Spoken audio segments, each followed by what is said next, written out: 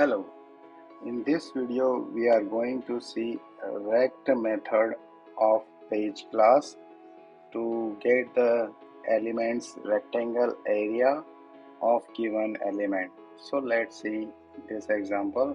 We are opening an URL and then we are trying to get rectangle area of login link. So let's run it. nRoBo --key test method name. Test is running and a browser instance spun up, opening the site and getting the rectangle area of given element. Let's open the report and see.